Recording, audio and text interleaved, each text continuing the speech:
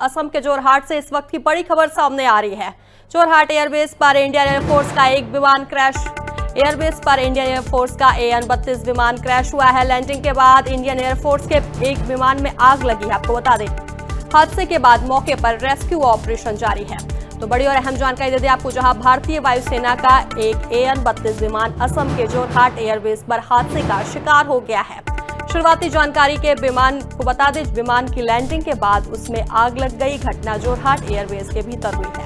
तो वहीं एयरबेस पर मौजूद फायर ब्रिगेड और इमरजेंसी टीमों ने मौके पर पहुंचकर आग पर काबू पाने के प्रयास शुरू कर दिए हैं। तो फिलहाल हादसे के कारणों का पता नहीं चल पाया है। जानकारी के मुताबिक यह विमान नियमित उड़ान पर था। सूत्रों के मुताबिक जोरहाट एयरबेस पर लैंडिंग के वक्त विमान में धमाका हुआ और आग लग गई।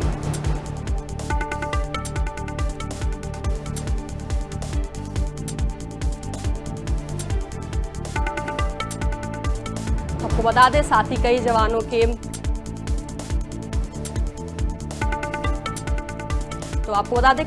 मृत्यु हुई है। लेकिन आपको बता दें, अभी फिलहाल इसकी कोई पुष्टि नहीं हुई है। इंडियन एयरफोर्स को कहीं ना कहीं बहुत बड़ी क्षति हुई है। तो विमान गवर्नमेंट की तरफ से फिलहाल कोई बयान नहीं आया है। लेकिन ऐसे में आपको बता दें, विमान में सवार क्रू और अन्य कर्मियों की स्थिति को लेकर आधिकारिक जानकारी फिलहाल अभी नहीं दी गई है। इंतजार किया जा रहा है। भारतीय वायुसेना घटना की जांच में जुट गई है। भारतीय वायुसेना AN-32 का उपयोग सैनिकों, हथियारों और सैन्य उपकरणों और राहत सामग्री के परिवहन के लिए करती है। आपको बता दें, यह विमान हिमालयी क्षेत्रों, पूर्वोत्तर राज्यों और सीमावर्ती इलाकों में रसद आपूर्ति की रीढ़ माना जाता है। इसकी सबसे बड़ी विशेषता यह है कि यह छोटे रनवे पर भी टेक ऑफ और लैंडिंग करने में सक्षम है।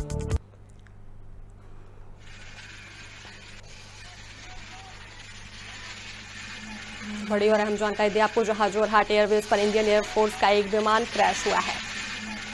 साथ ही आपको बताएं, AN-32 विमान क्रैश हुआ है। तो इंडियन एयरफोर्स को कहीं ना कहीं एक तरीके से बहुत बड़ी क्षति पहुंची है। ऐसे में आपको बता दें, जानकारी के मुताबिक यह विमान नियमित उड़ान पर था। तो वहीं जोरहाट एयरबेस पर लैंडिंग के वक्त विमान में धमाका हुआ और आग लग गई।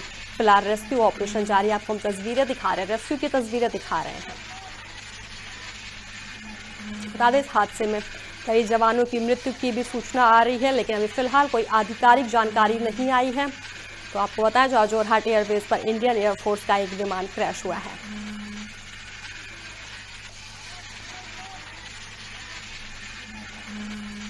तो असम के जोरहाट से इस वक्त की बड़ी खबर सामने आ रही है। आपको बता दें, जोरहाट एयरबेस पर इंडियन एयरफोर्स का एक विमान क्रैश हो गया है। तो एयरबेस पर IAF का AN-32 विमान क्रैश हुआ है। लैंडिंग के बाद इंडियन एयरफोर्स के विमान में भीषण आग लग गई है।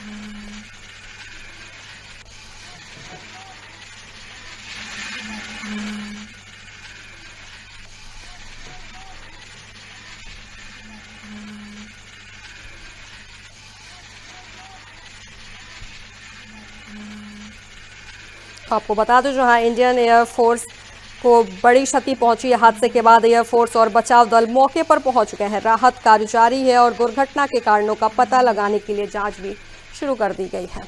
तो बताएं आपको, जहां असम के जोरहाट एयरफोर्स स्टेशन पर भारतीय वायुसेना का एक AN-32 परिवहन विमान लैंडिंग के दौरान दुर्घटनाग्रस्त हो गया है। यह विमान एयरबेस पर उतरने की कोशिश कर रहा था, तभी हादसे का शिकार हो गया।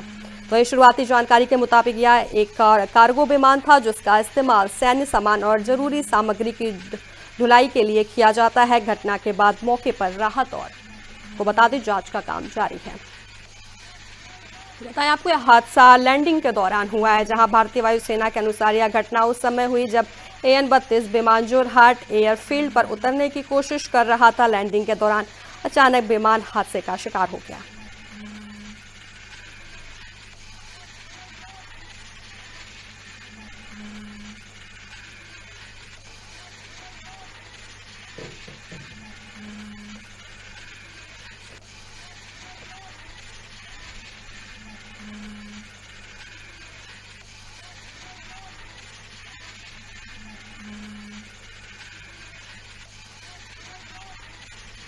तो वही हमारे साथ major general retired Ashwini Siwaj ji जुड़ गए हैं।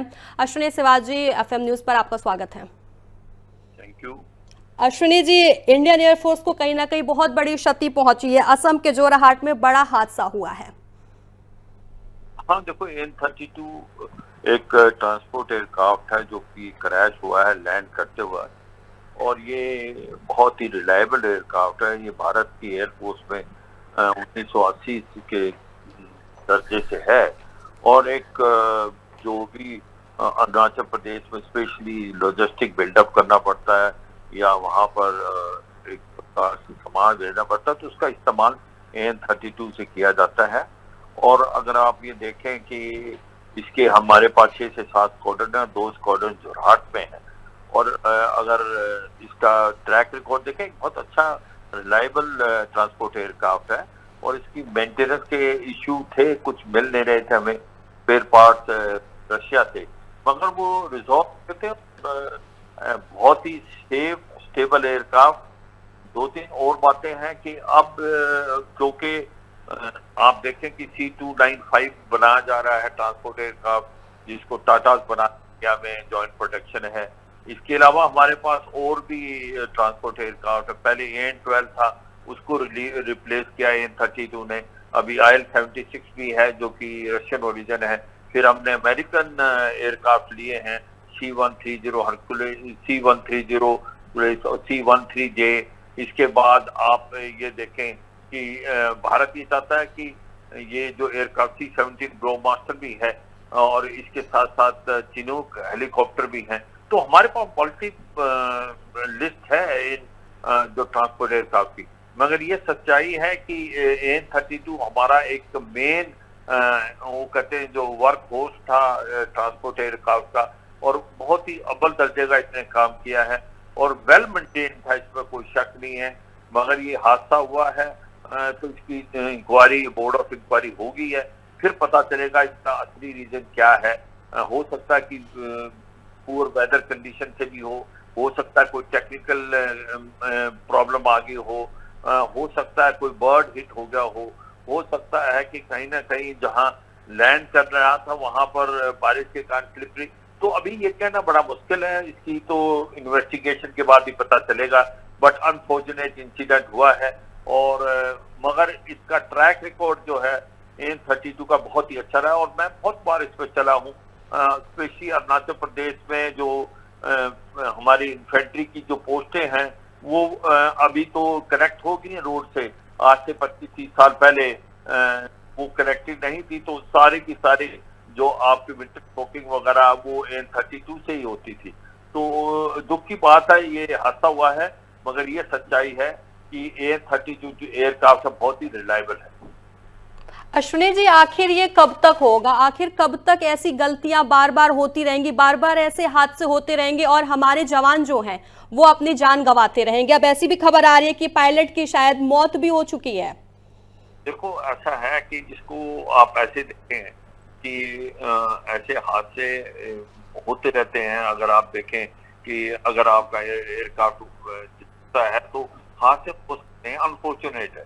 मगर ये देखना पड़ेगा क्या इस एयरक्राफ्ट को वेल मेंटेन है, क्या इसके स्पेयर पार्ट्स आ रहे हैं? बिल्कुल आ रहे हैं। क्या कोई एयरक्राफ्ट को उड़ाया जा सकता है बिना उसकी चेकअप के? बिल्कुल नहीं।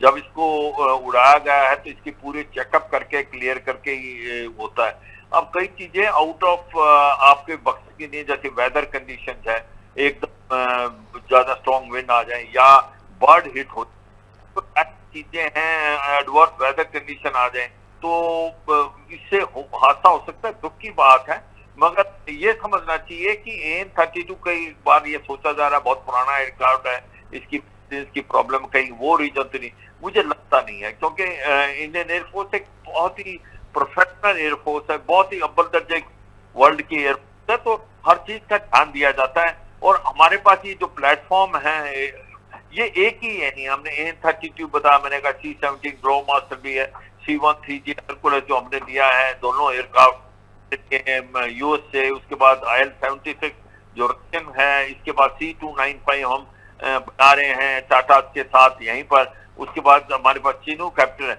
अनफॉर्चुनेट इंसिडेंट, मगर ये सच्चाई है कि इसके अंदर कोई सेफ्टी सिक्योरिटी का कोई भी मुझे नहीं लगता कॉम्प्रोमाइज हुआ है। मगर ऐसा हो जाता तो जब हो जाएगा, इन्वेस्टिगेशन पूरी हो जाएगी, तभी पता चल पाएगा कि इसका असली रीजन क्या है। अश्विनी जी, जो तस्वीरें सामने आ रही है, विमान दो हिस्सों में बट गया। तस्वीरें जिस तरीके से आ रही है कि ऐसा अनुमान लगाया जा सकता है कि शायद ही विमान में मौजूद कोई बच सका होगा। तो अगर हम बात करते हैं भारत सरकार की, तो इससे भारत सरकार को कितना बड़ा नुकसान हुआ है? देखो, एक भी लॉस ऑफ लाइफ है वो बहुत ही इम्पोर्टेंट है, और देश के लिए भी और भारत की डिफेंस फोर्सेस के लिए भी। तो अनफॉर्चुनेट है। देखो, आपको ये समझना चाहिए, अगर एक पायलट को ट्रेन करने के लिए कितना टाइम लगता है, कितना पैसा खर्च होता है, और एक जब कोई हादसा ऐसा होता है, हमें ये भी देखना चाहिए पायलट के पीछे उनकी फैमिली है, उनको कितना बड़ा नुकसान होता है, और एयरफोर्स को बड़ा नुकसान होता है। इसमें कोई शक नहीं, दुख की बात है और सच्चाई है कि ऐसे हादसे ना हो, मगर अनफॉर्चुनेटली कई चीजें आउट ऑफ आपके हाथ में नहीं है, जैसे वेदर कंडीशन है, बर्ड हिट करना है, या और कोई टेक्निकल फ्लॉ हो गया है। मगर हाँ, वाकई दुख की बात है, और इंडियन एयरफोर्स एक बहुत ही काबिल और अव्वल दर्जे की एयरफोर्स है। ये सेटबैक तो हम सबको लगता है, देश को भी, पूरा देश खड़ा हुआ है आज एयरफोर्स के साथ भी, और उन फैमिलीज के जिनके लोग इसमें थे। मुझे अभी भी विश्वास है कि क्योंकि ये जो जोरहाट एयरफील्ड के अंदर ही हुआ है, तो उनको मेडिकल फैसिलिटी है वो इमीडिएटली दी गई है। अगर ऐसा है तो हो सकता है लॉस ऑफ लाइफ जो है वो बहुत कम ही हो। ठीक है, अश्विनी सिवाजी, FM न्यूज से जुड़ने के लिए आपका धन्यवाद।